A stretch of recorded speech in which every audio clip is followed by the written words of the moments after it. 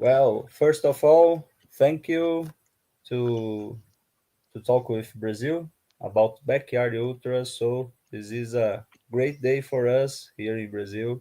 We are talking with the man who break the 110 loops in backyard ultra, and they are doing the history in backyards. And I was trying to talk with them since last year, but finally I got to talk with them. So good afternoon, Frank, Merjin, and Ivo.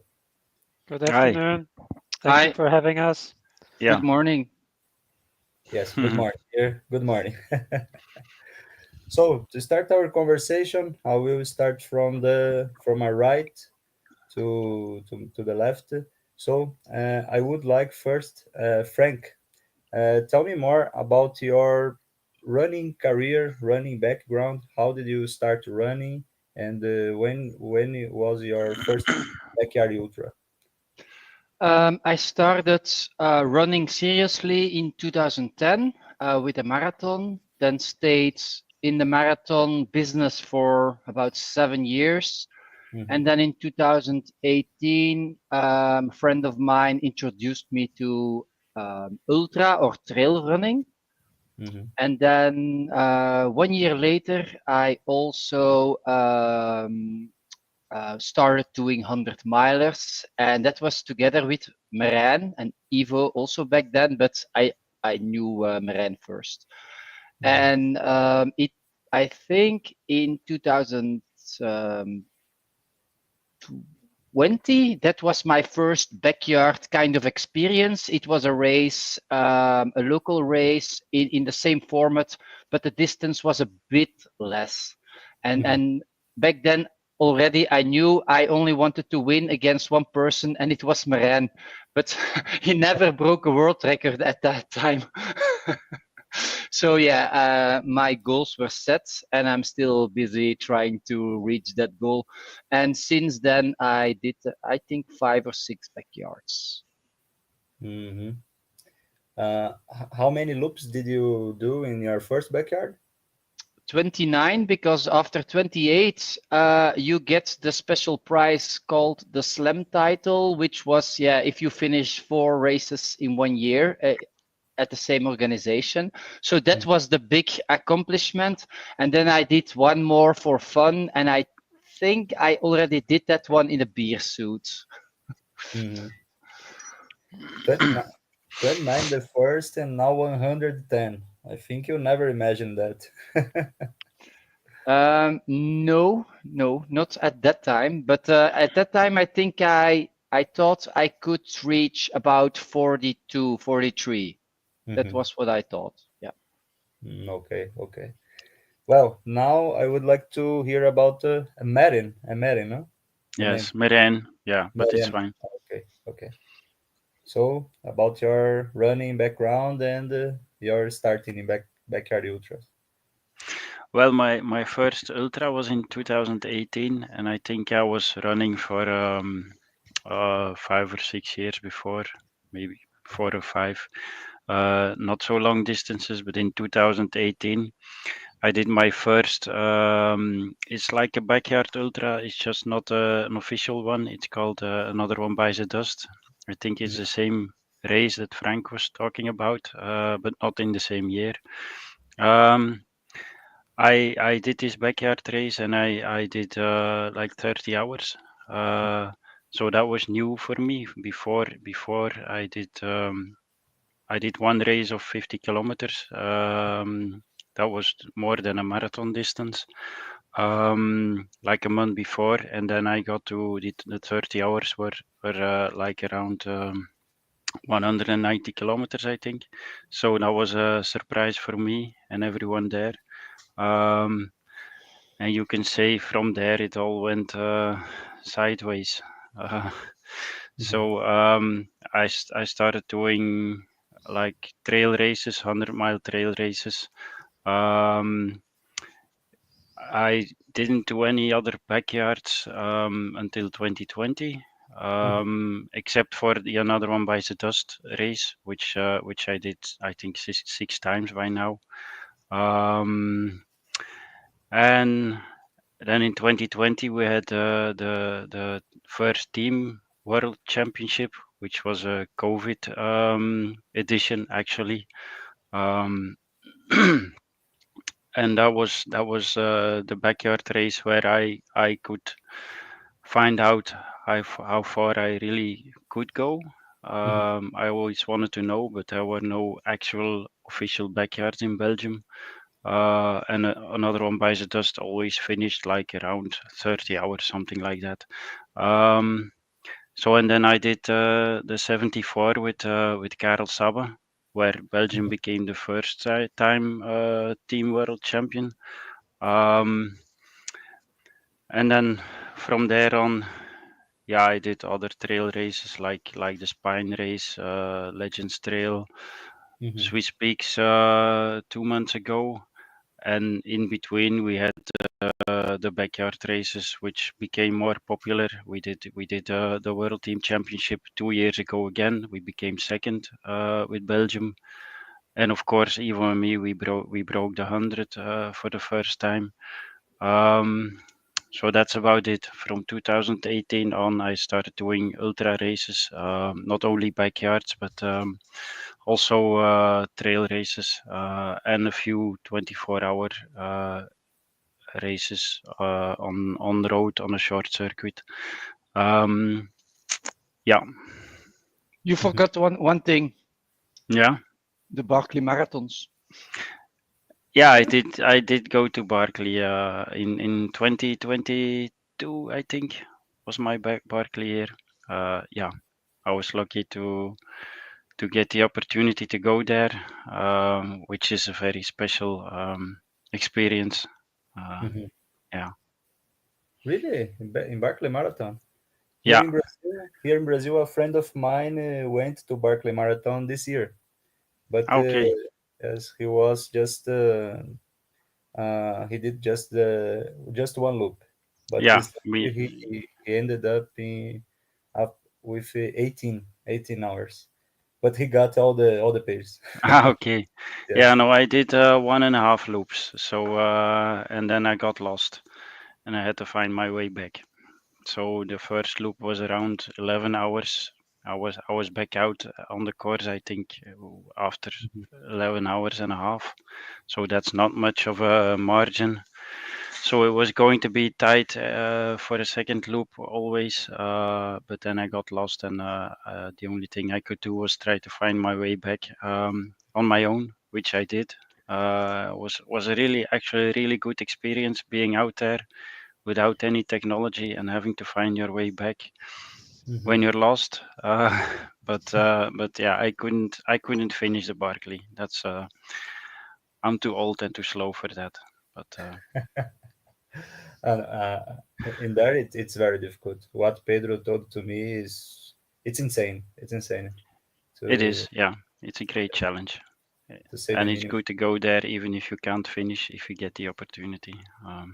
Yeah, Yes, it's not just running, because if you in there the elevation the elevation gain is high, no, in there, no, yeah, trail. it's crazy. So it's the highest point is about 1,000 meters or 1,100 meters, so it's not high mountains, Mhm, but you're always going up or down and mhm, very steep. So it's like always 500 600 meters of elevation in one go, and just like crawling your way up. Um, and then if you're not going up, you have to go down very steep. So mhm, and the orientation is also a factor, but for me it's the very steep elevation that mhm. makes it the most difficult. He said to me about the terrain. The terrain is covered by leaves, and so Hmm. and you don't see the holes. His support was his wife, and his Hmm. wife broke her leg in Aye. the yes, Oh, in one of these holes. Okay, but actually I like the terrain like that because if you go in Belgium to the southern part of Belgium, we don't have that much elevation, but it looks a bit similar. Like you have the forest with leaves, and you can run a downhill if you like, or an uphill where you don't see the terrain, where you don't see every part where you have to put your foot, what's underneath. But that's actually something that we're quite used to and like. But it's just the very it's like an elevation of 40, 50% often, which is very steep. So, but I did like the terrain a lot, Mm-hmm. and the Okay. downhills too, not so much the uphills. Did you see some bears in there?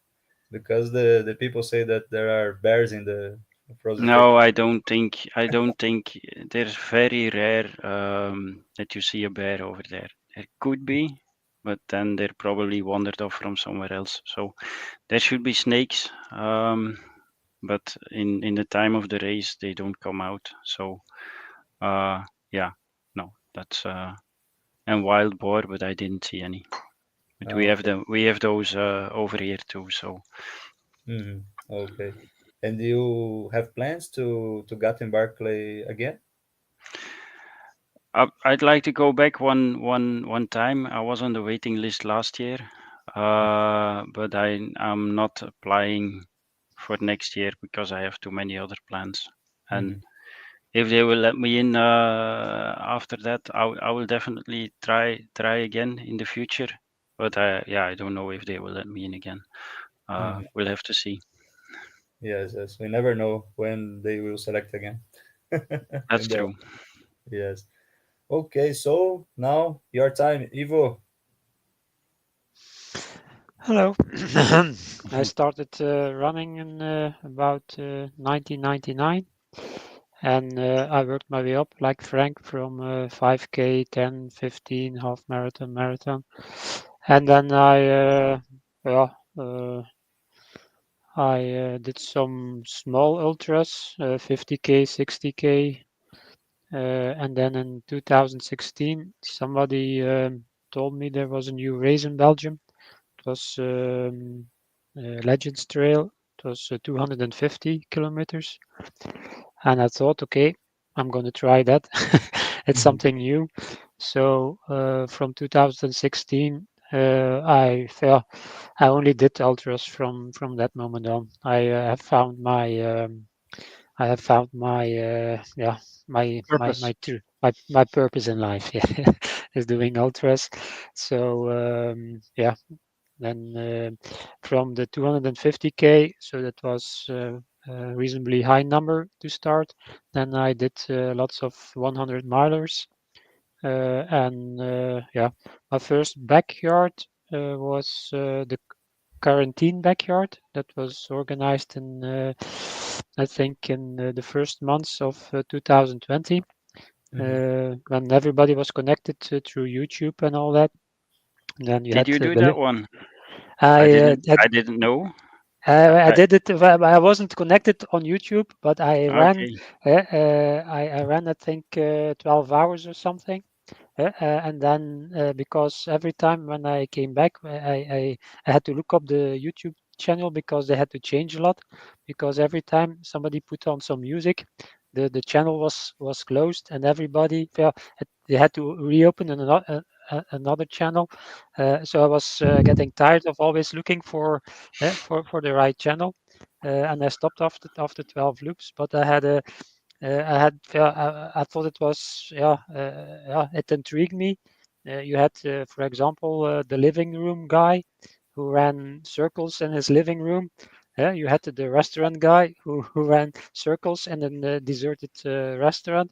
You had I the do this. backyard guy who had Mhm. in his backyard about also a loop of maybe let's say 50 meters or something. And and then it was the first real backyard in 2020.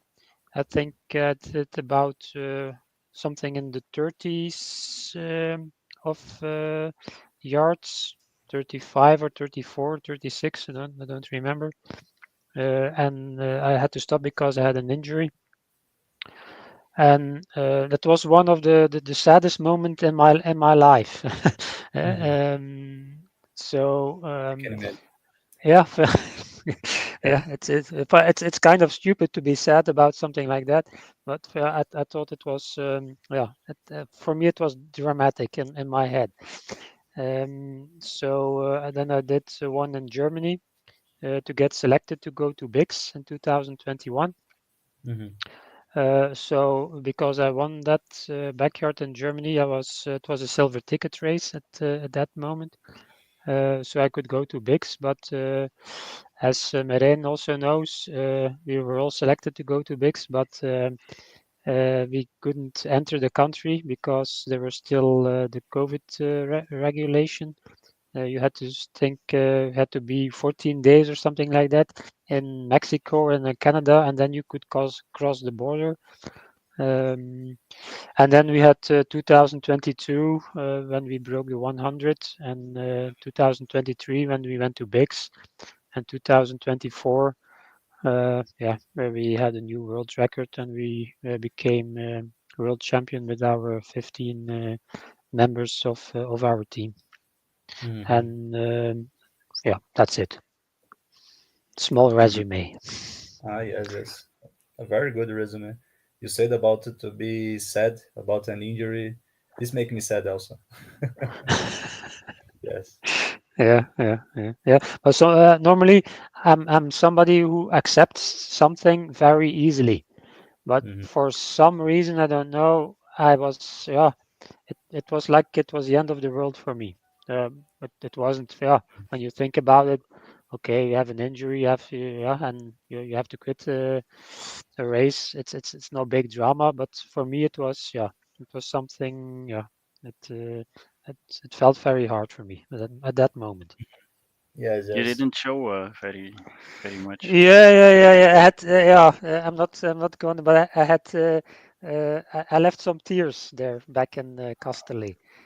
Hmm. Maybe I didn't show it as much, but because maybe I didn't ever tell you, but at that moment I was a little bit jealous of you. Yeah, yeah, because you could continue, and I had to, Mm. stop. So I Mhm. was, but of course, it was a good kind of jealousness. But that moment, I thought, okay, ha. Yeah, I Why understand. me? Why Why? Yeah, me? Why I not I Frank? I was not he running wasn't he there. wasn't there. But I remember you stayed there when I was still running with Karel. Yes. And then at one point you and Tanya, your wife, you said you were going home. So Yeah. you actually said bye and you Yeah. left. And Yeah. like I don't know, 10 minutes 5 minutes. later or Yeah. I Yeah. don't Yeah. know, you came back and Yeah. you stayed for hours Yeah. longer because Yeah. you decided you didn't want to go home yet. Yeah. No. That We was wanted to be yeah. part of the to be part of the yeah of the team and of the yeah Yeah, and to I look how remember. yeah, I was yeah. I just wanted to see you suffer, Marijn. That's all that's all I wanted. yeah, that must be it. Yeah. We have that in common. uh, Such good friends. Yes, now I am a little bit injured also because I did some exercise in the gym. That exercise could do this with the legs, and Ah, I am, let's say, 2 3 weeks with some pain in my hip. And I had a 6 hours race last Saturday, and I could perform better, but since the 3 hours, after the 3 hours, I was with a terrible pain, and it was not so good. So I and the am hip trying. or and the hip? Yes, yes, in the hip. Yes, it's like Too many exercises in the gym. Yeah, don't yes. do the gym. I think Yeah.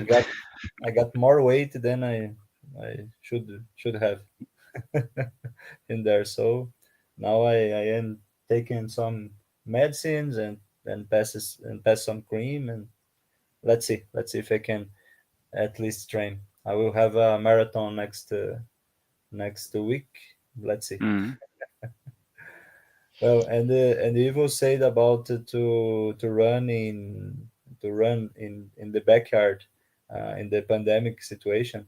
I did also to run in my backyard. My backyard had just 12 meters, and I ran 22 kilometers in it in Yeah. three Ah, okay. hours. Yeah. The Yeah. pandemic situation. Yeah. We, we went crazy that time. Mhm. Yeah. Yeah, I did the quarantine backyard ultra also. Maybe you knew. I don't know. But I was in the YouTube channels, Ah, so I didn't I see did you. it Ah, officially. okay. And No, no. if you got in the last 24, you could be in the channel with elite runners, Hmm. Ah, 24 elite, because they had one channel with 24 elite, and then two channels with like 1,000 runners. So that's you couldn't see recognize anyone there. But in the elite, there was like Courtney Dauwalter and some other known runners. And if someone dropped out of the elite, then someone else could come in. So they would always have 24. Hmm. So I wanted to be in the last 24 to be in the elite YouTube channel, but I never. I just got to the last 40 or something, I think. Um, so I never made it. Uh, but luckily, we had the 2020 championship yeah. afterward in It was October. some So months later. It was, I think it was February or March or April or something, the quarantine the backyard. quarantine, it must have been in the end of March or the beginning of April, Yeah. because Yeah. every all the lockdowns started somewhere in March. Yeah. Uh, and then after that, you had things like the quarantine, backyard ultra, and other crazy stuff that everyone did just to keep Hmm. themselves busy. Uh, Yeah. yeah. Yes, yes, it was crazy Mhm. back then. I just would like to know about how many years in Belgium uh, you have the backyard ultras, because here in Brazil we started in 2022. We are young in this. Well, I think the first official backyard ultra in Belgium was the 2020 World Team Championship. And before that, you had the race I mentioned, another one by the Dust, Mm-hmm. which took place since 2017, I think. So that's it's just not official because it was always a little bit shorter in distance, Mm-hmm. but it's the same principle. So we did have that one race in Belgium, and then since 2020, after Mm-hmm. that, I think we have now like seven backyard ultras, or maybe eight if you take the world championship. Um, so it's since 2020, it's become much more. Uh, yeah. And how many are there in Brazil? Mm, now it's difficult to say, but I think 10 or 11, if I'm not mistaken, because Brazil is too big, and now it's Yeah. appearing a lot of Hmm. backyard here. The first one was in 2022, and the champion did just 8 loops because Hmm. they did the backyard in a steep terrain. Hmm. So each loop had like almost 400 elevation gain. So it was not easy to do.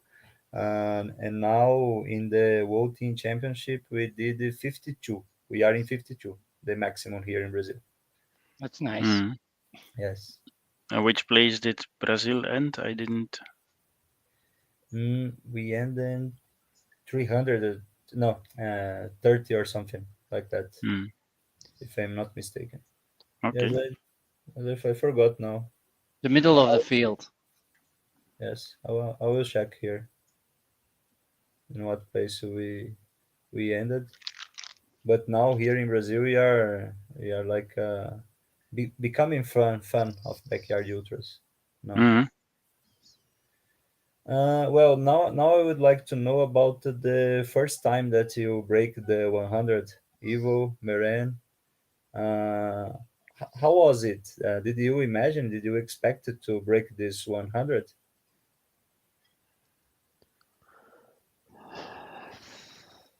Yeah. Well, it's not. I think the breaking 100 was a hashtag, but for me, it was just wanted to go as far as possible. For some people, the breaking 100 was maybe a goal, but for me, I didn't put the 100 as a number in my mind. Maybe I would have to stop at 60 or at 50 or at 80 or at 90. But of course, when you get to 85 and then you get to 90, automatically, yeah, you start thinking, okay, 90, another 10 hours, then we're at 100. It will still be daylight by then. It's the start of a new. It was the start of a new day. So as soon as we hit, I think, end of the 80s, start of the 90s, it became a reality for me then. Uh, uh, I don't know about you, Marijn. Well, I actually didn't expect in that race that we would go to 100, or yeah, I I knew it could happen, but I didn't know if you're only 15 runners, so you need two who go that far. But I did 1990 hours like 6 months before. Yeah. So and since then I knew that if everything goes well, I could do 100 hours. I knew I could, but I didn't know if I could do it again at this race. And what I certainly didn't know is anybody else gonna go that far? Because I always knew that Ivo should be capable of this. We all know how good of an ultra trail runner he always has been and still is. Um, but in the backyards, he never, like 2 years before, he had to stop because of his injury. And in the backyard 6 months before, where I did the 90, he also stopped after 50, I think, 50. because Yeah. you had also some kind of an injury, or I don't know. Yeah. I'm I'm not injured a sure. lot. I don't think it was very bad, but you probably stopped because you didn't wanna destroy anything or Yeah, do no, no, it any wasn't. permanent damage. Yeah. Yeah. So there was always something with Evo and backyards until 2020. Um, and I was a little bit surprised that we did go so far in this race. But like Evo said, when you reach 90, you're gonna go to 100 too. If nothing special happens, you Yeah. just feel like you're gonna get there. Um, yeah, it was a little bit like yeah, I'm not sure if emotional is the right word, because I was the world record holder with 90 hours then. So if when we reached 90, it felt like I did like having the world record, and then it felt like, okay, but now I could lose it. Uh, Ivo is my friend, so I wouldn't mind if he has it, but I did like having it myself. So that was a bit in my mind when we crossed 90 hours.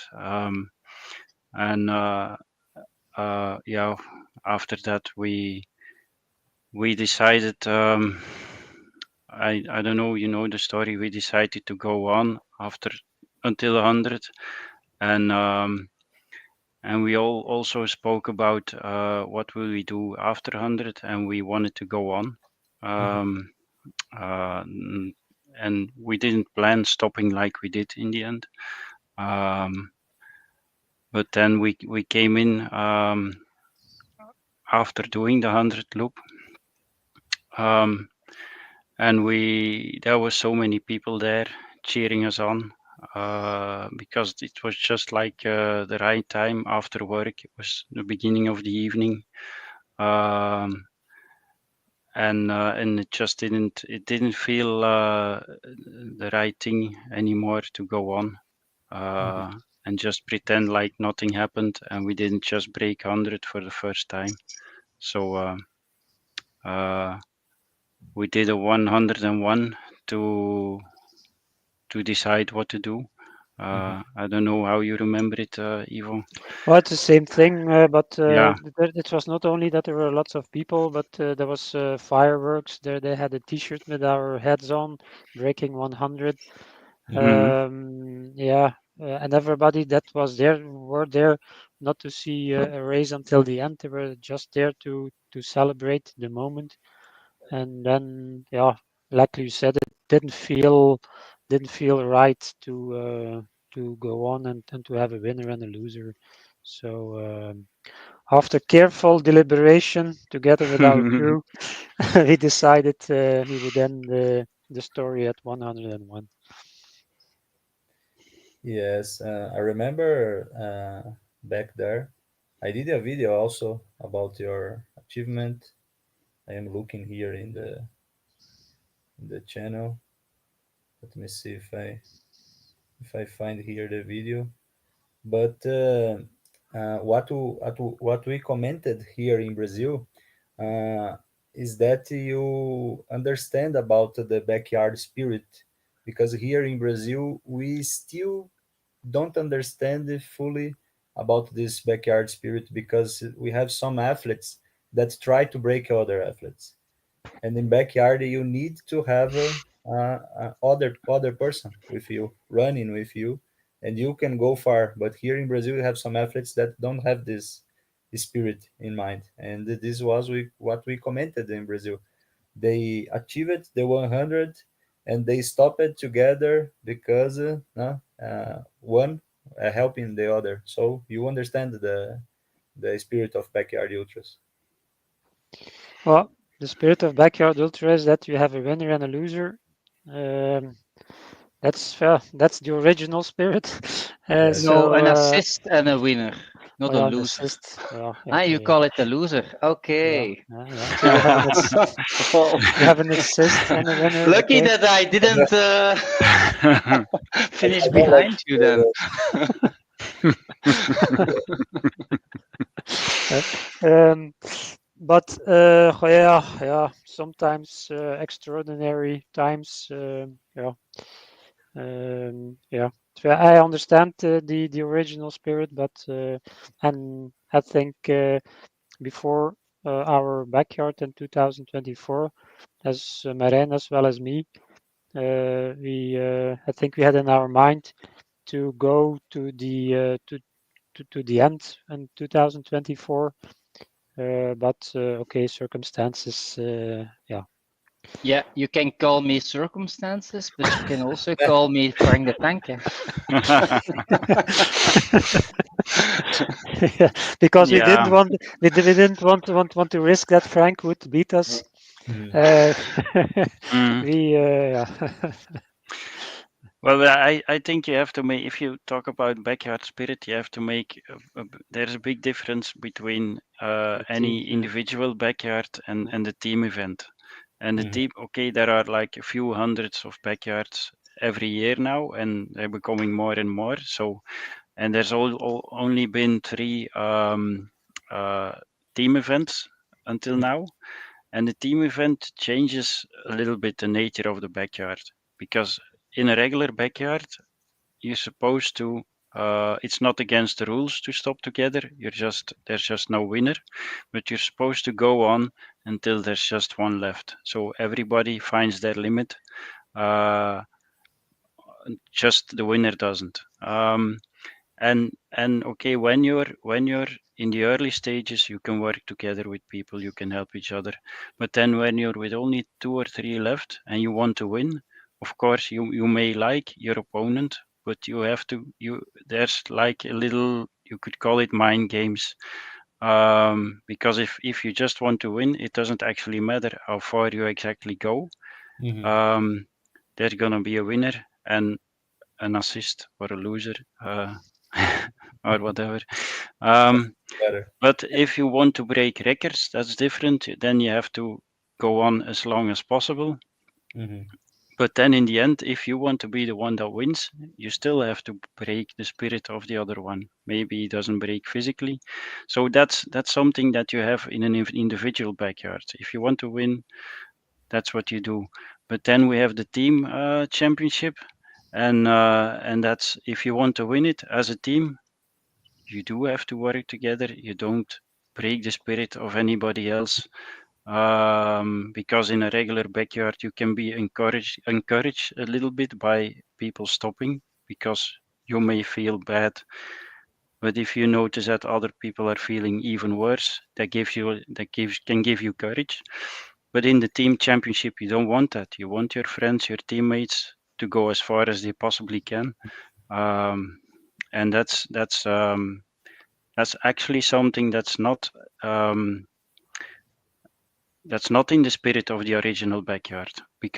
But okay, Laz has created the team championship, and this has changed a little bit what just a normal backyard is.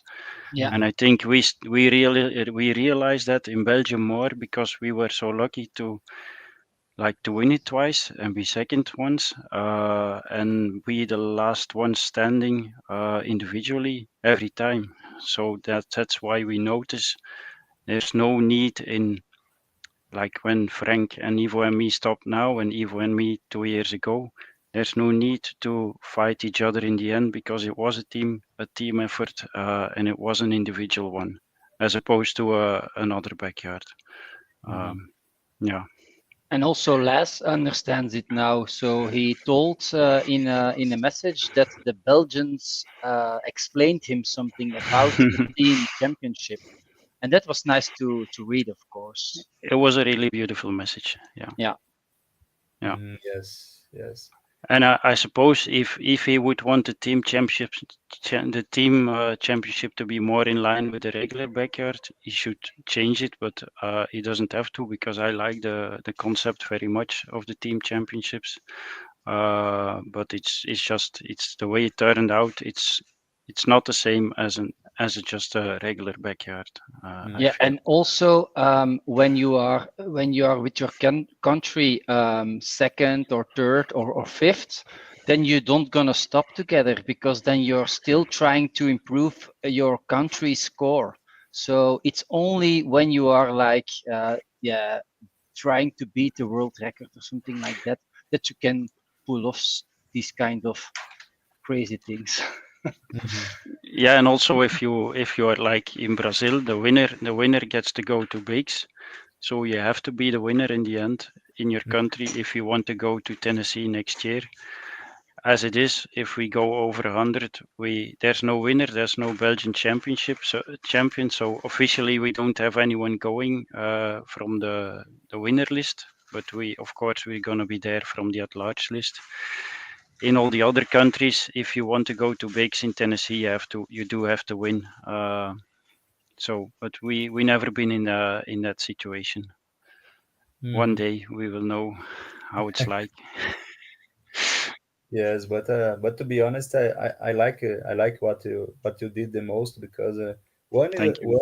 one are assisting the other in the end, and you three got to the end with 110, and I Mhm. think you three could win the backyard, but I like this. I like this. You just finish it. We got to 110, and all the three are champions. But it's the rules. It's the rules of backyard. Yeah, but Mhm. we also helped each other during the way. Like Ivo got lost and Merijn got him. And I forgot one time my headlamp, and Merijn shined the light in front of me. So yeah, we are lucky to have each other. And then it's also nice to with three friends to end together and give the heart symbol. Ah, yes. Our love for backyard and our love That's for each other and for the world. that's a really nice picture. I found the video I did in 2020. Okay. Yeah, Ah, yeah. It's nice. a shame that we can't. We don't understand what you're saying. Yeah. Confira como. Foi. Confira como foi a seletiva mundial para a final da Backyard Ultra. Okay. Check how was the team championship to the Backyard Ultra Big Dogs. Mhm. Mhm. We were big in Brazil. Yeah. Well, and Frank, in the teen world championship in 2022, you did 67 loops. Did you imagine to do 110 in the?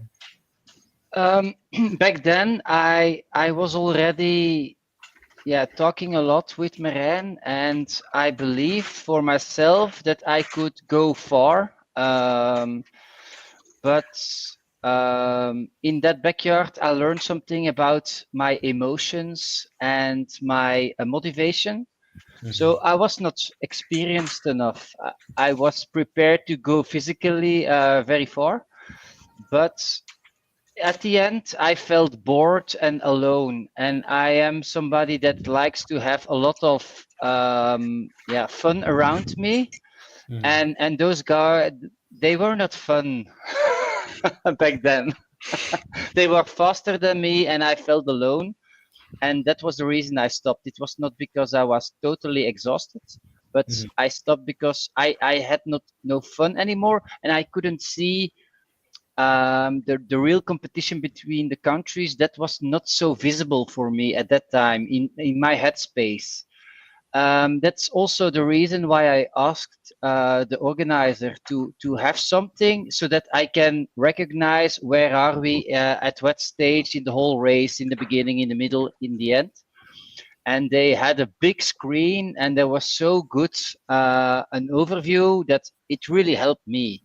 And it was really fun to have that screen, because always when we had a PR of a Belgian runner, that it was celebrated. There was music, and so that helped me a lot.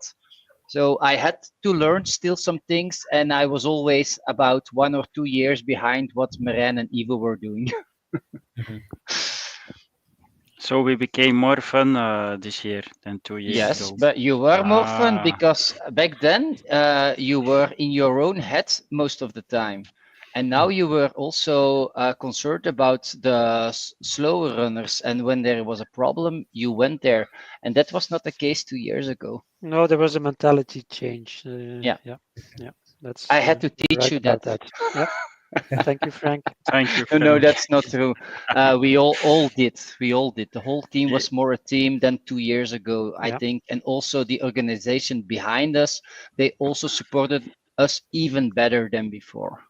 So Mhm. They that's were also, already good before, but yeah, yeah, but it was yeah. even better now, for me at Mm. least. Mhm. And last year, you participated in the backyard, the Big Dogs Backyard World Championship.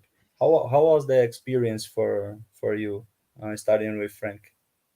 Well, I was very happy to be part of it because I was thinking about myself as just a decent runner, but not an Mhm. exceptional runner. So I was very honored to be part of it. I had the same number, no, one number lower than Ihor Veres, the Mhm. Canadian guy. We talked about it, and yeah, his story, how he reached it, was already amazing. They had bears on the course, so they had to scare them off. um, and yeah, it was very fun to meet all these champions, and we were also with a nice Belgian delegation. I think 6 runners and a lot of eight people crew. We even crewed for other countries, France and Hungary. Hungry. Mhm. So it was a lifetime experience. It was very nice to do it. And then the course itself, the first day we went there and we did a walk there and we said, okay, is this so difficult? I don't understand what they are saying. But of course, we started it, and after 5 or 6 loops, we already fell 3 or 4 times. So, so when you don't look to the bottom, you can fall so easily there. And in the night it is not the case, but then it's on concrete. So that was also something that I didn't do before.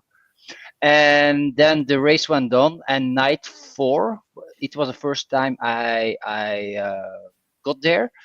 that was a real cowboy experience. So I heard the coyotes yanking. I fell asleep running. I didn't know what I was doing. The only thing I knew was it was some kind of race and I needed to get somewhere before the hour. That was the only thing. And then at the end, I reached it. I had 2 minutes left. And instead of going to my chair, I asked the course director, what race is this? It's a nice race.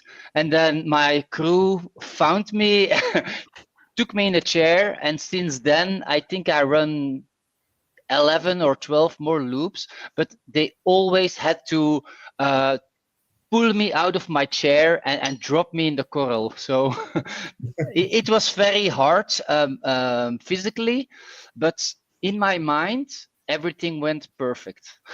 Mhm. You couldn't see it on the footage, but in my mind, everything was clear.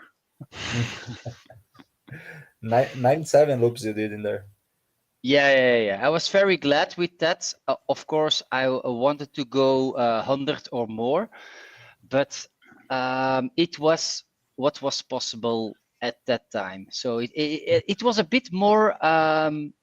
It was hotter than we expected, and there was also more dust in on the street. So I got some kind of bronchitis. So I couldn't breathe very good, and also my mouth it hurt a lot. So I couldn't eat and drink anything I wanted anymore. So yeah, that was a bit hard. So my body was really completely shutting down, and I lost 8 kilograms there. So 8, yeah, a lot. it's a lot. Yes. It's Now a lot. this time only 2 kilos, so this was very easy compared to America. Mhm. I think I gained 2 kilo by now. I Not see it. not right after the race, but yeah.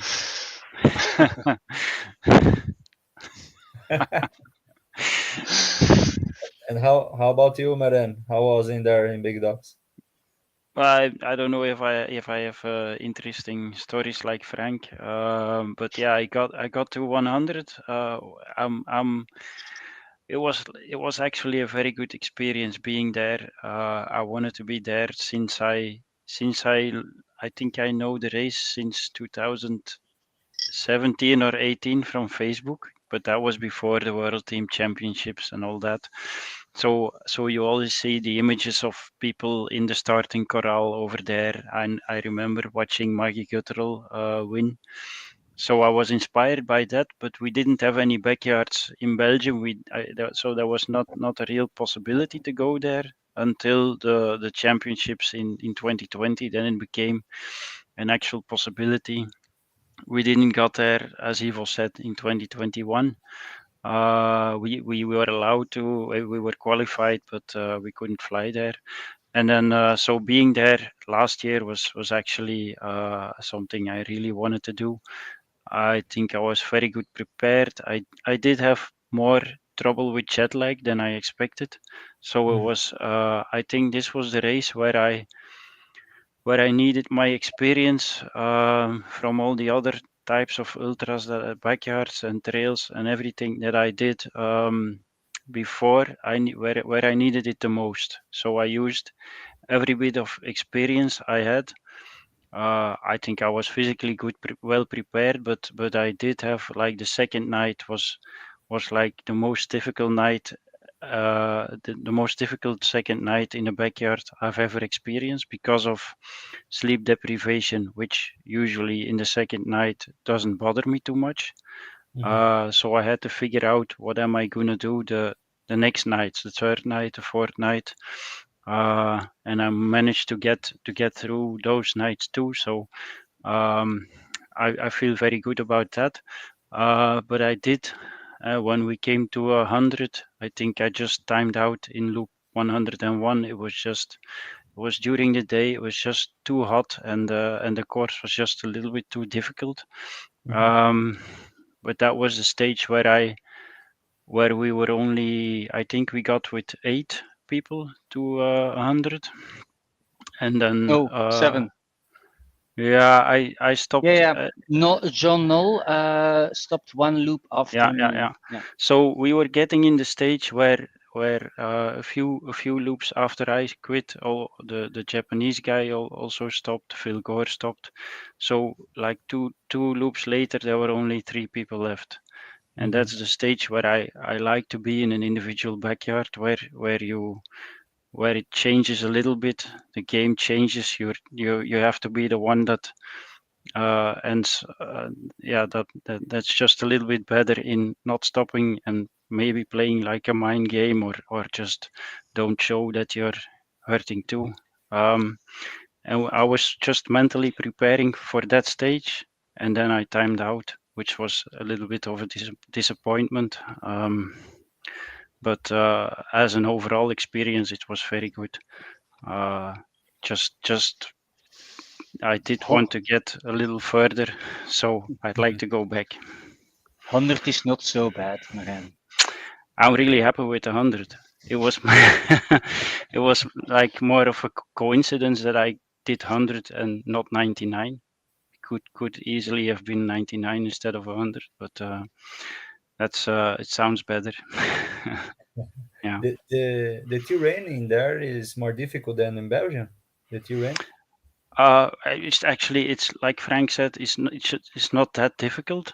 And we have lots of places in Belgium where it's like that, or even more difficult. And if you want to make a more difficult loop in Bix, you could probably do that too. But it's just for a backyard. It's one of the most difficult backyard loops that I've run in. Not only because there is elevation, but you just have these little roots and rocks and everything where you can trip over. So you have to be very vigilant and always focused on where you're running, looking to the surface. So it's actually a relief, and you can relax mentally if you go to the night loop. So that's exhausting, having to focus on not falling all the time. Yes, especially during the night. Well, during the night you have the night loop, which is on a really nice smooth concrete, so that helps. Yeah. Okay. So If it's it was, okay. yeah, With that's why beautiful lines. I think the very first edition in 2011 was night and day loop on the day same. course, so on the trail. And because that was too difficult at night, he changed it. But it's not like it's not like it's never something you never seen before. It's just for a backyard. It's like a difficult one. Not impossible, but difficult. Oh, okay. And how about you, Ivo? How was the experience in there? It was a nice holiday with some friends and some running. Unfortunately, I wasn't 100%, and because of that, I couldn't manage fast laps. So I always came in at 52, 55, 56, 54. So I really never got a decent amount of sleep. And in lap 80, the light went out. I didn't know who I was, where I was, what I was doing. I was very happy. I was in the forest and I saw beautiful trees, and I decided that I would just wait until I had the confidence or the faith that somebody would come and get me. I didn't know why or what, but after half an hour or something, they came searching for me, and then very soon after that, my memory came back. But of course, I was already timed out a long time ago. So that was a little bit of Evo drama. But I thought for me it was a great experience. Like I said, it was some kind of holiday, and yeah, just being out there with people you know and respect, like Harvey Lewis and Igor Verrijs. Okay, it's a real privilege to run together with those kind of people. So yeah, I'm looking forward to Big Dogs 2025. Yeah, I'm really looking forward to that. We are looking for it also, Yeah, Mhm. and we want you three to participate in Big Dogs. How far we can go? yeah. Yeah. Well, of course, Okay, I think now. the jet lag. I think that yeah, I think we underestimated all of us a little bit the jet lag. I think maybe it's better just to be there one day before Mhm, and to have a decent rest on the air on the plane. But we were there about I think 3 days, and Yeah, uh, yeah, I think yeah, maybe you should be there more sooner or later. But I think yeah, yeah, I think we were hit by the jet lag full on. mhm. But yeah, it's in America, so you have to go. Mm. It's 7 hours less for you, the time zone. Yeah, 7 or 8 It's hours. Yeah. yeah, I think yeah. it's 7 or But 8. Yeah. I don't think I think most of us didn't have any experience with that because Yep. we usually just run in Europe, so you don't have a time difference, and when it's the first time you have to run with a jet lag. Mhm, You can't know in advance how you're gonna feel.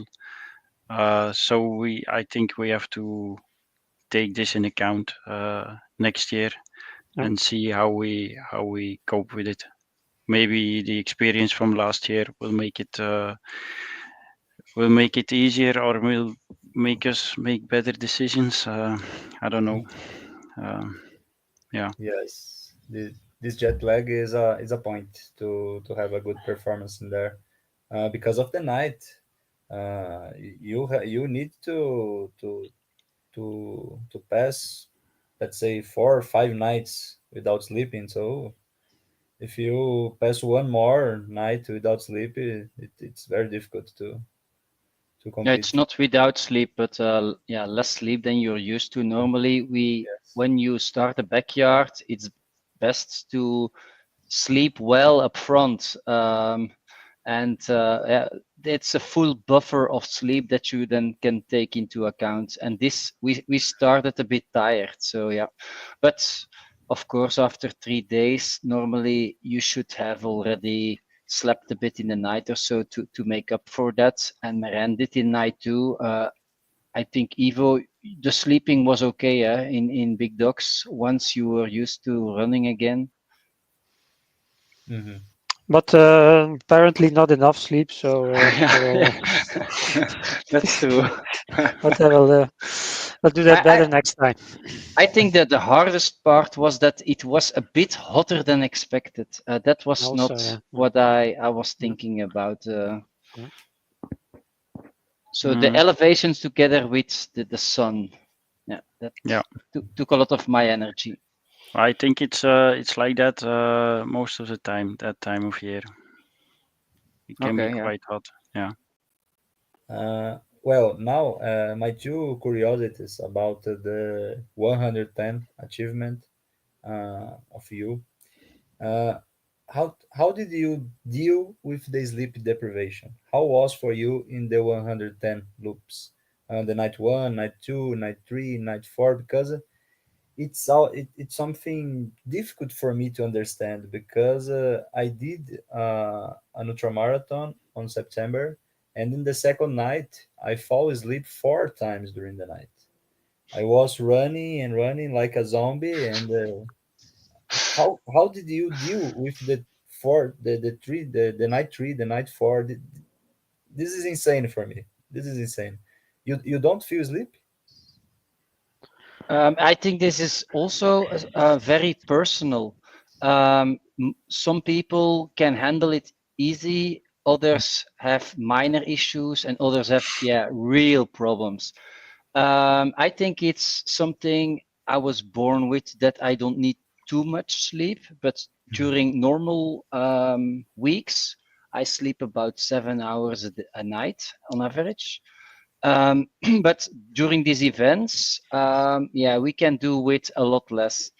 Um, we train this only on races, so it's not that we try up front to do with like 1 hour sleep and then go to work. No, that's something I don't do, because I think sleep is one of the most important things about training, because when you train, you make sure that your body is you break your body, and by sleeping you rebuild everything, and also your brain function, it helps for everything. um, so we try to sleep as good as possible during training, and it is only when we do crazy trails, like trails for 2 or 3 days or backyards, that we train this kind of thing. And then there are, of course, different strategies. One person will only try to sleep when they almost fall asleep, literally, and others they try to like Phil Gore. He tries to run very fast, and then the last mile he goes a bit slower, so that it heart rate goes down again, and then sleeps for I think 15 or 12 minutes every hour, 6 hours a night or even more. So this is physically not possible for me to do this kind of thing. So I need to, what I do is 2 or 3 times every night try to do a bit a faster loop, that I have about 8 or 9 minutes spare, and then I can sleep for 4 to 5 minutes of that time that I have. And the other thing I try is I just stay in my chair. I have this one on my head, and then something to cover it, so that I don't have to see anything. And then I can close my eyes or keep it open, and I have some kind of movie that plays in front of my eyes. And then I allow my body to rest, but I'm not pushing I should sleep. So I just allow my body to rest, and then sometimes I sleep, sometimes I just rest, but always I will feel more energized after it. And if you sleep too long, you can even going into deep sleep, and then you have sometimes a problem. You keep being more tired the whole loop. So if you sleep too much, it's sometimes also not good. And that's my way, of course. And in total, I slept on those 4.5 nights, 90 minutes. I had rest time with my eyes closed. But yeah, of course, I think about an hour of real sleep. Yes, yes, it's like your own strategy. Yes. Yeah, that's my strategy. I know that Marijn sleeps less than me, and Ivo sleeps a lot more. So yeah, we have three kind of strategies here. I just thought it was because we're so old, we realize sleep is a waste of time. We only have so many years to go, so we have to make the best of it, and don't waste them by sleeping. No, I think Ivo and Frank sleep a lot more than I do usually. I don't sleep the first night. I sometimes sleep a little bit the second night, but usually not much, or probably nothing. And then from the third night, this usually the second half of the third night, when I get tired, I try to sleep. That was this year. Last year in Big Dogs in Tennessee, it was that was really different because of the jet lag. That's the backyard where I slept the most. I really had to sleep, so I did run faster night loops, and just went to sleep. And then I remember my wife, who was my crew, waking me up, and then I had to ask her, what am I doing? And she said, okay. So she told me, you're running. You just go there. You have to run. Like she told me that a few times, and then because I trust her, that was fine. I knew what to do. It's that way, Merijn.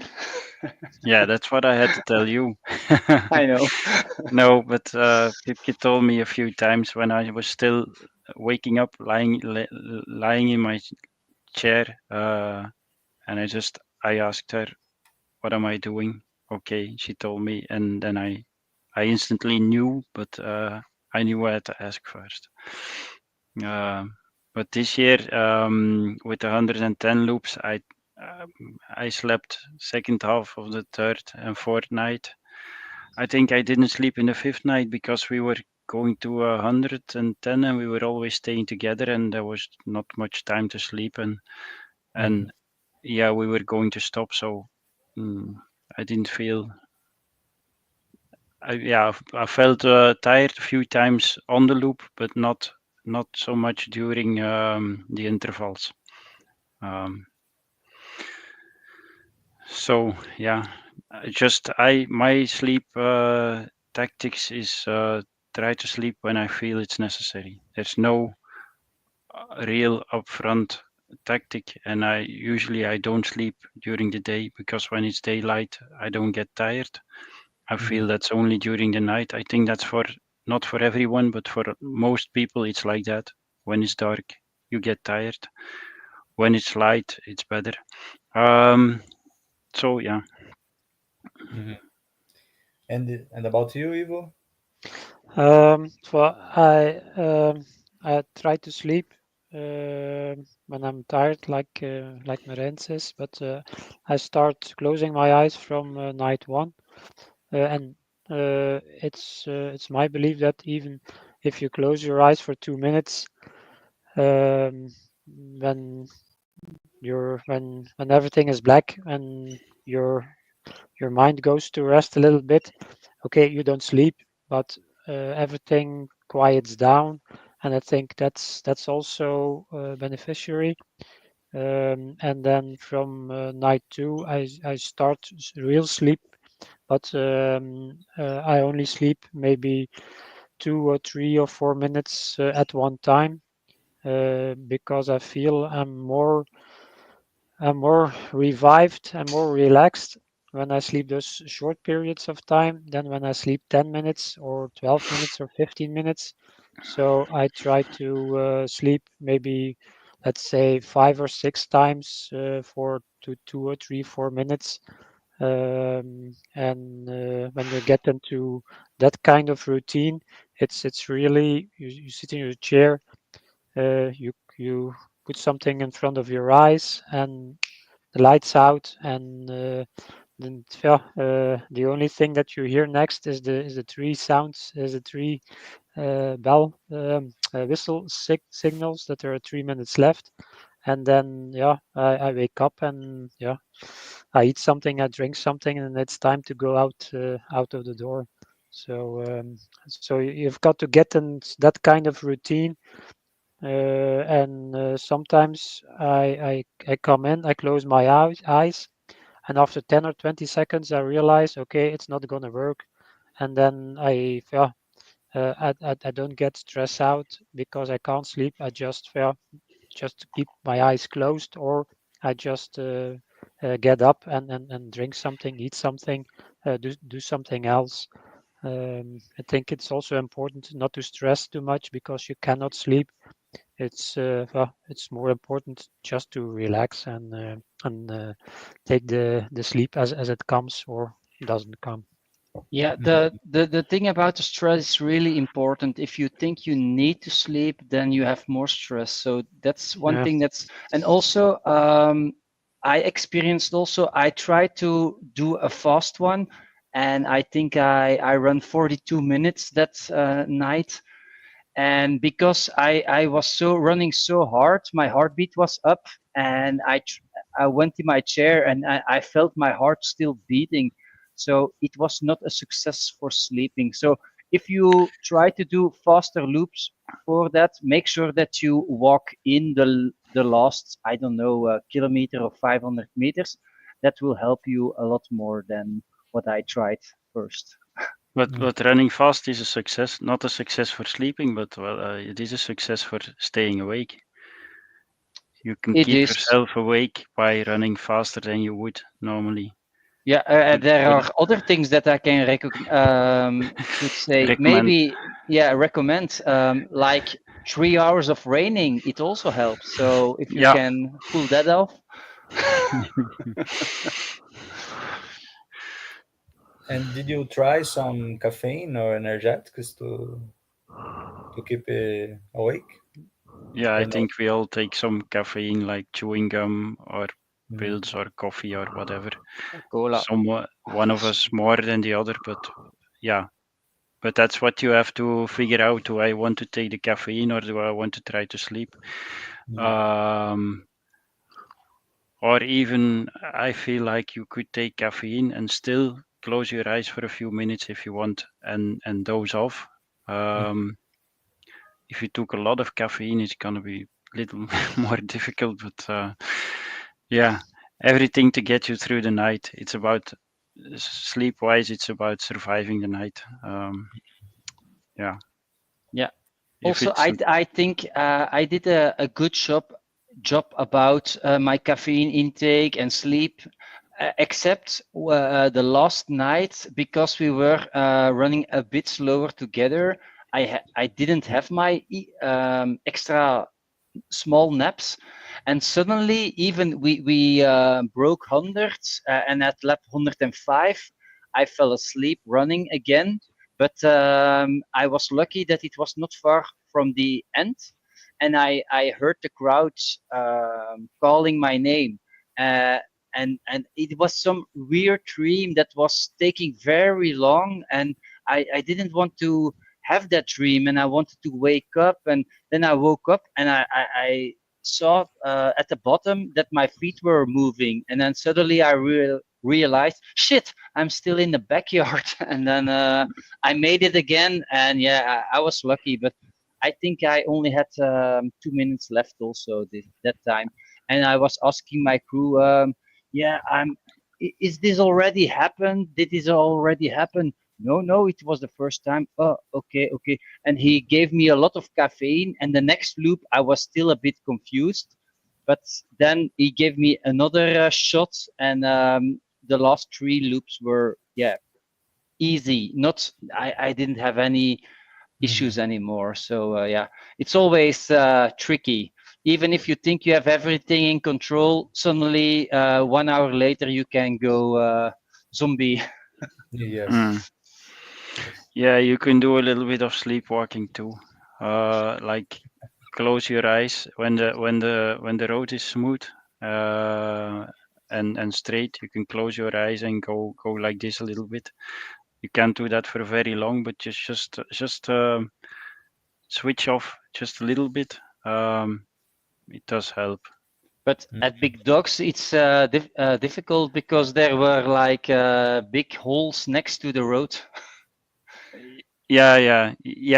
Just the road was like half a meter higher than the side of the road. Yeah, So when you actually fall asleep while walking, you I fall. did. Yeah, it didn't happen. Did happen to me that I woke up a few times while I was falling down. So I didn't actually fall, I think, but I was falling in the side of the road, and then I woke up noticing that I was falling. So I Mhm. think it looked quite ridiculous. Uh, don't know if anyone saw me. You did? Okay. So you heard me sing. You saw me fall. We I share. seen you at your best. We share everything on the course. Yes, the Hmm. during my ultramarathon, this photo here. I don't know if you can see well. Here I am sleeping in the rocks with Oh my yeah. back. Yes, and this with my jacket, trying to sleep during the No, night. I don't see much, but that's an ultra trail or something. Uh, it was an ultra, not in trails, but Okay. in endless roads. Okay. Yeah, so Because we had to sleep in the forest yeah, we do that too Yeah. sometimes. Yeah. because the roads didn't have any farms or any houses or Yeah, mm, yeah. doing 40, 15, 50 kilometers. It was very difficult. So we needed to stop in the road and sleep in there. Just lie down against a tree or something. Yes. Yeah. Between the scorpions. Yes, yes. And We don't have those. when we finished the race, I said to the people that was in there that we slept in the forest, and they said, you were crazy because in there uh, there are some brown spiders that Aye. are venom, Mhm. Okay. one of the venomous here in Brazil, and we were sleeping in there like if you were in a bed, okay, Hmm. relaxing, and the spiders going through through Aye, them. aye, aye. I don't Yeah, like that. yes. Because here in Brazil we have a lot of venom spiders, snakes. Mhm. Yeah. And the ants, so that's a natural kind of alarm. So after 5 minutes, there are enough ants in your pants that you can keep on running again. Yeah. Well, other curiosity about the 110. Did you run together all time, or each one has its own pace? Well, Yeah, I was running in at different paces, but yeah, maybe you can go first, Ivo. well, we were with a team of 15. So in the first 50 laps, I sometimes ran with Kevin. Sometimes I ran with Jan. Sometimes I ran with Kenneth. So we always, I think, most of us run together with somebody, but not necessarily always the same person.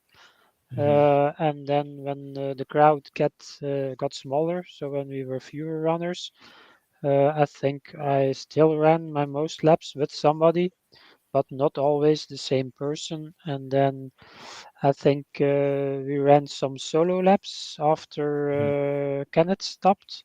And then from yard 100 and something, 104, 105, I think we stayed together because yeah,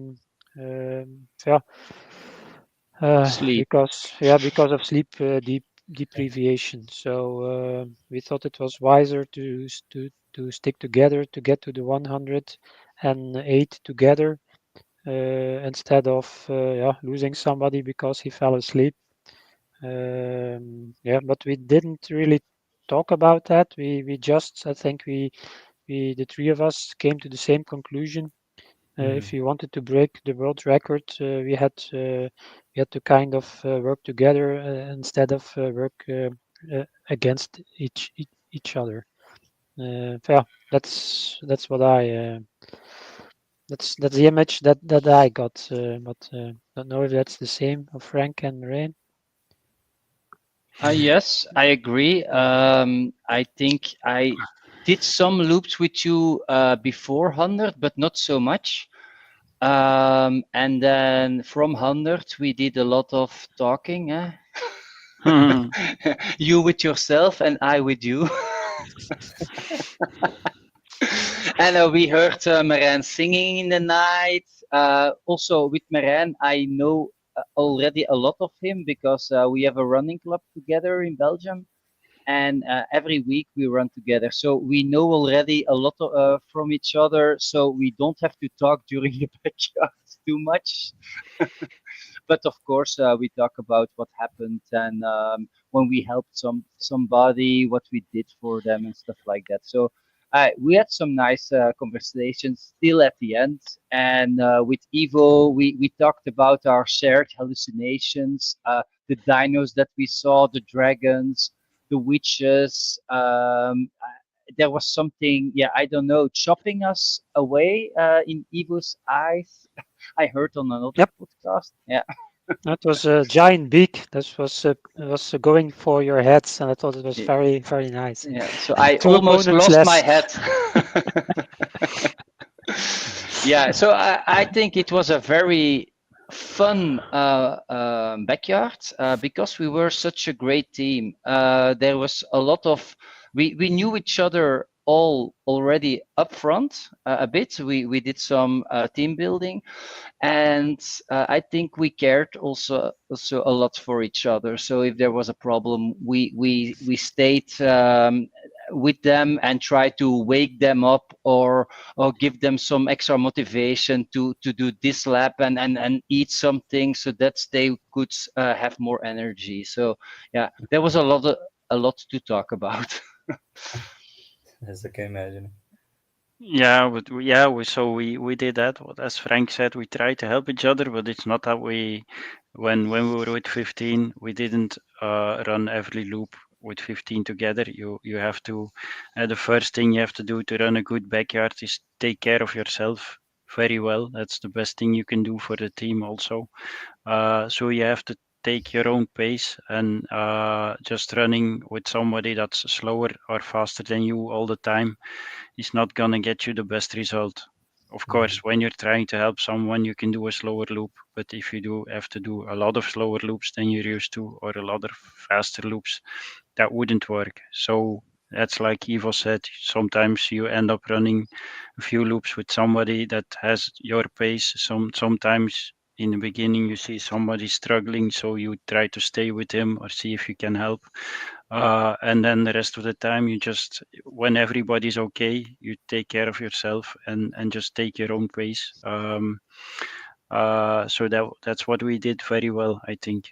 And then in the end, we did some loops together, because when it was becoming clear that we would stop after the 108, or actually I wasn't entirely sure about stopping together was the best thing to do. So in the end we did one more, just to be sure, which led us to 110 instead of 109. But from the moment we were, I think from the beginning of like loop 102 or 3, we already discussed about stopping together. And then it seemed more logical to just to finish every loop together and to run most of the loops. I think there's one loop where I did run a little faster than the two of you, and then I just waited. So nobody knows that, but I just waited till you were there to cross the finish line.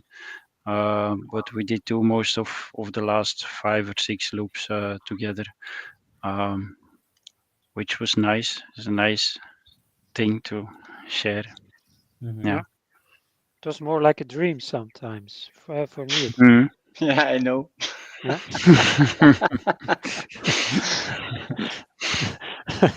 A dream with a happy ending.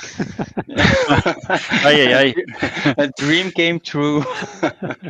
Oh, what happens on the course? Stays on the podcast.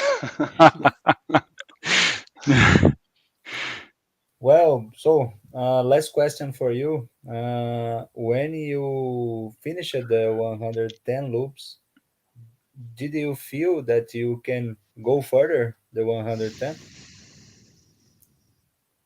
Yeah. Ooh, For me, physically, yes, no problem. Mentally, no. Fair, because fair also maybe also because of the fact once you decide to stop at a certain point, uh, it's mentally I couldn't get it over my mind to go further than the 110. So if I wanted to go further than 110, I think I would have to consider this as a real race and not as a joint finish. But I think yeah, I would have fallen asleep or something like that on the course. And I think yeah, maybe one or two or three laps more. But then again, it would get light again. So I think we stopped at 4 o'clock in the morning or 3 o'clock in the morning. Frank? yeah, I think it was after 3 o'clock, maybe 4. Yeah.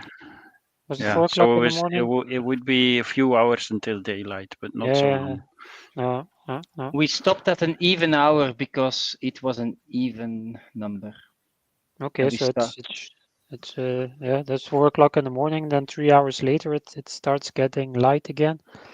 But yeah, it's something that we will see in Bix. I will go to 150 then. So yeah.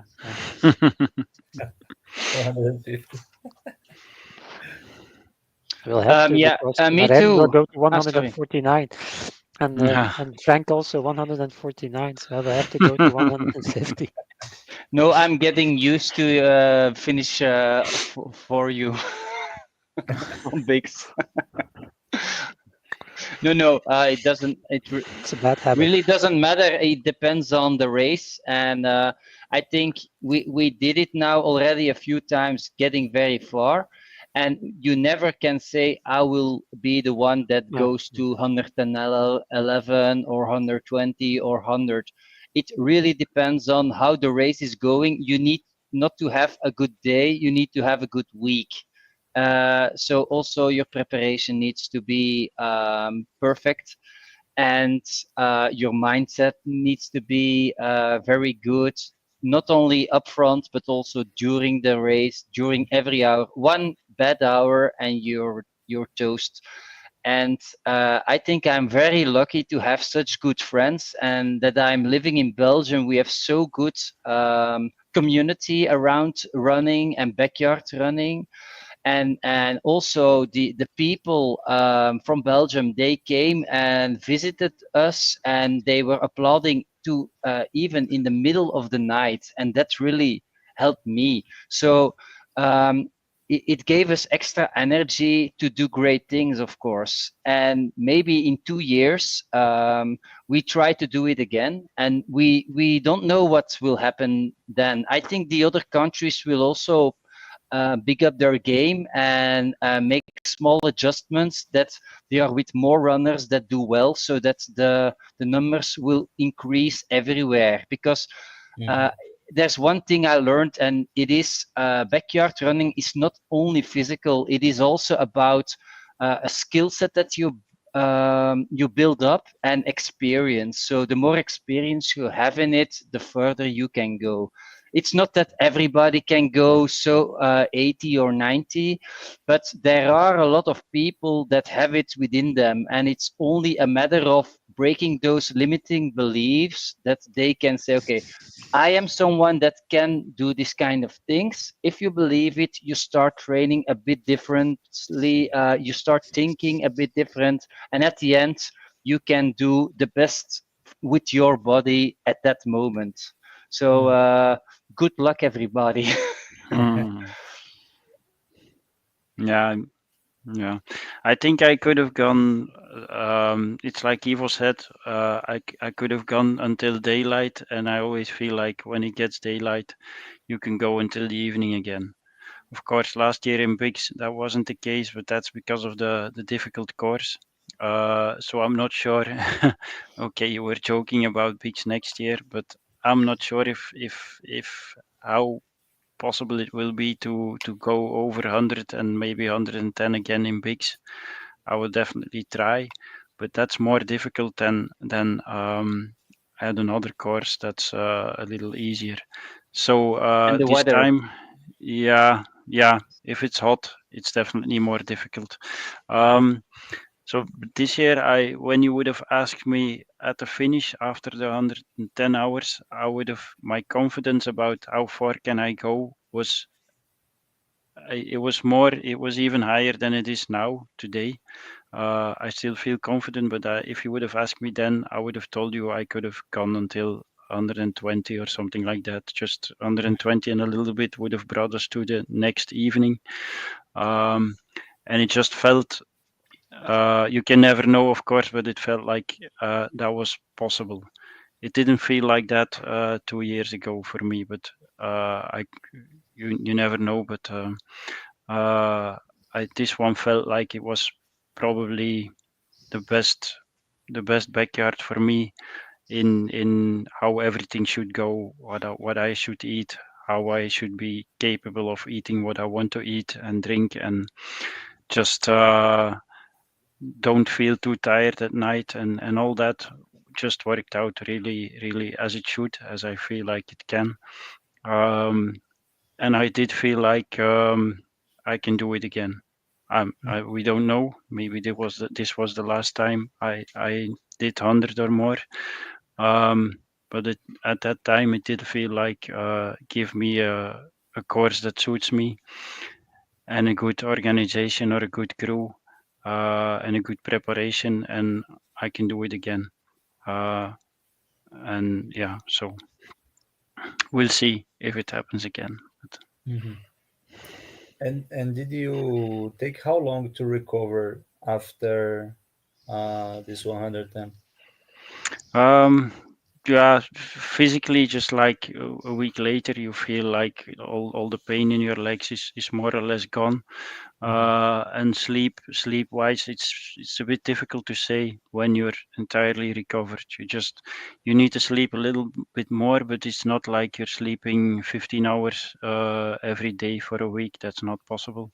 So you Mhm. just sleep a little bit more, and then you have to go back to work.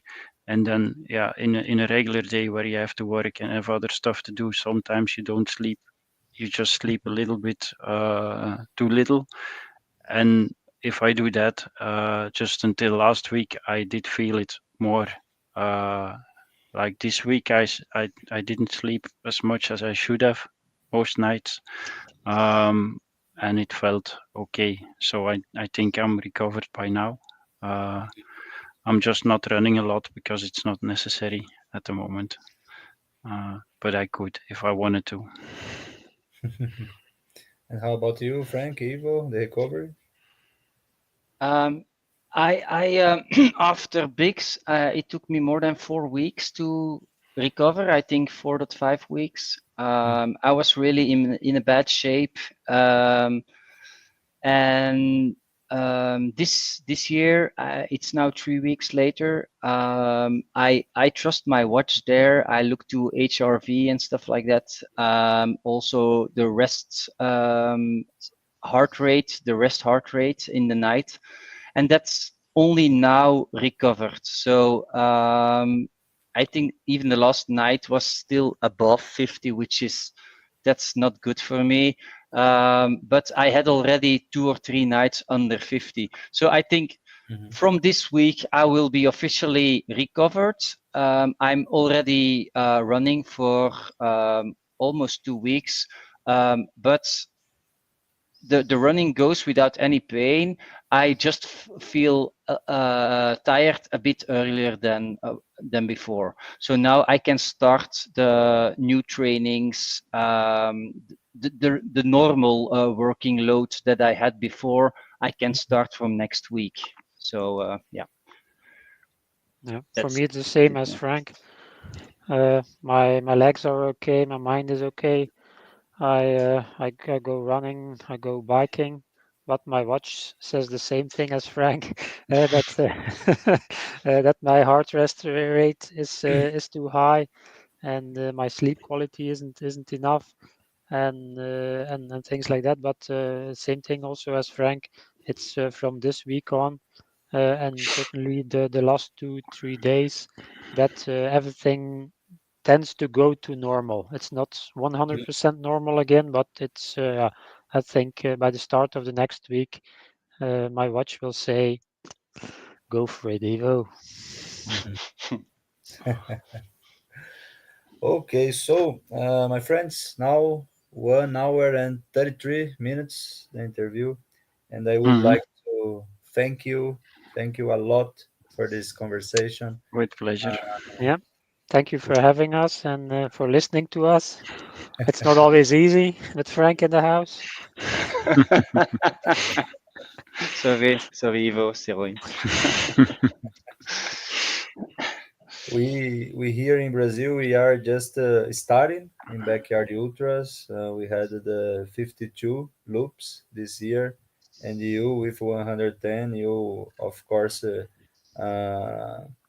have a lot to teach to us here in Brazil, and I am sure that the people here in Brazil will watch, and the people here they are big fans of you. For Thank sure. you. Good Thank you. luck with the Thank you. backyards. We are fans of Brazil. At least I am. My son does capoeira, and I know a bit of the language. I really love it, and also that sport is amazing. And I hope to visit, not in 1 year, but in 2 years, Brazil for the capoeira event. And for a backyard then. Well, who knows? Here in Brazil, we have a race that takes 10 days and is a 1,000-kilometer race. When I was interviewing Megan, Megan Megan thought it Eckert. was a good Yeah. idea. Megan Eckert, yes. Mhm. Megan thought it was a good idea. It will happen next year on September. Is she a professional athlete or is she amateur? Amateur also. Okay. Yeah. She has a lot of time. Yes, but this race would be good to the people who already run more than six kilometers. Mhm. Yeah, I think we all three of us will run next year a 6-day race, and Ivo already have done it, and Marijn and me, we are going to France to the World Championship, and Megan will be there too, so we will meet her there. That'll be Okay. nice. Yeah. Okay. We have a Brazilian that lives in UK, and he Mhm. did a 6-day race in Italy last year. Rodrigo Freeman. I don't know if you heard about him. Mm, not No, sure. sorry, No. no. Yes. He's always doing Spartathlon, Authentic Philippidis. Mhm. Yeah, he's a good runner. I hear it. Yeah. Okay, so my friends, I will end in here, and many thanks again, and look forward to see you here in Brazil one day. Okay. Maybe. Okay, thank you. Yeah. Okay, Bye. Bye. Bye, Brazil. bye bye, Belgium. Bye, bye, Bye Brazil. bye.